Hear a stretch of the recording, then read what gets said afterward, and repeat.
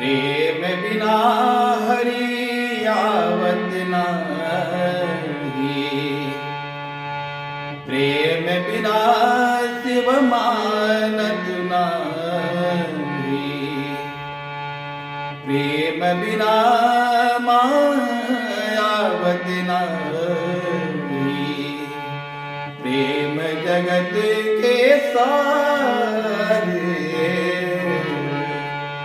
प्रेम जगत के ज्ञान,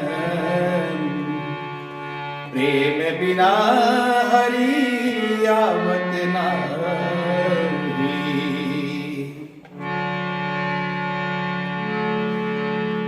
क्या प्रेम के बिना हरि आते हैं? क्या प्रेम के बिना शिव आवत हैं? सारे ज्ञानों का जो सार है, सारे तप, सारे ध्यान का जो सार है वह प्रेम ही तो है। प्रेम बिना हरि आवत नाही, प्रेम बिना शिव मानत नाही, प्रेम सभी रंगों के सारे, प्रेम सभी रंगों के सारे, ज्ञान न जानू, ज्ञान न जानू, तप न जानू, प्रेम ही जानू, सरदा जानू। क्या है? जब श्रद्धा उत्पन्न होती है, प्रेम उत्पन्न होता है, भक्ति उदय होती है, तो परम प्रेम की प्राप्ति होती है। परम प्रेम कौन है? हरि कहूं, शिव कहूं, मां कहूं, कौन? वही तो है मेरा अपना,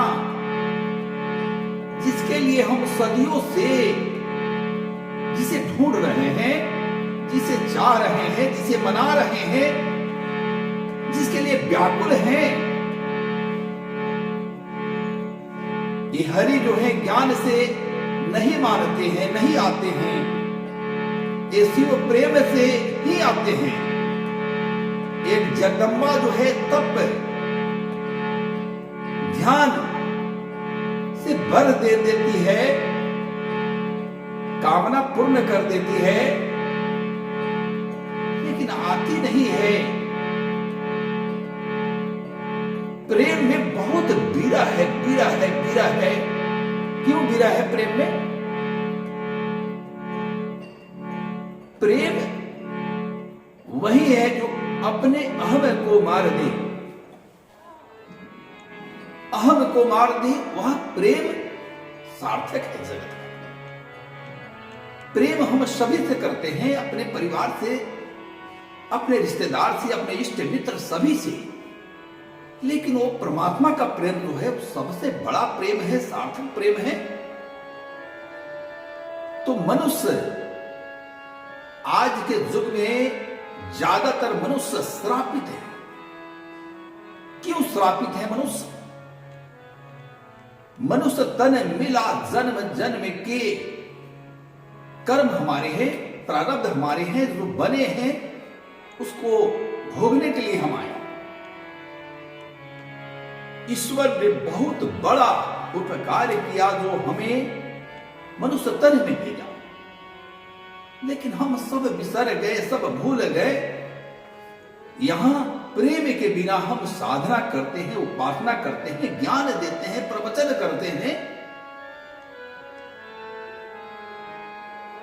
सब बेकार हो जाता है। मनुष्य श्रापित क्यों है?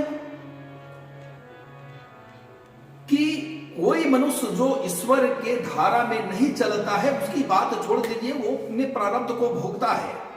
आज मैं उसकी बात करूंगा जो धार्मिक लोग हैं, जो ईश्वर के लिए जीते हैं, जो ईश्वर को चाहते हैं, जो चाहते हैं कि जीवन में वह उस सत्ता को प्राप्त कर ले, वह शक्ति का मार्ग हो या शिव का मार्ग हो या हरि का मार्ग हो। लेकिन सबसे बड़ा श्रापित मनुष्य में क्या है कि मनुष्य भगवान को खोजने के पहले स्वयं भगवान बनने का प्रयास करने लगता है।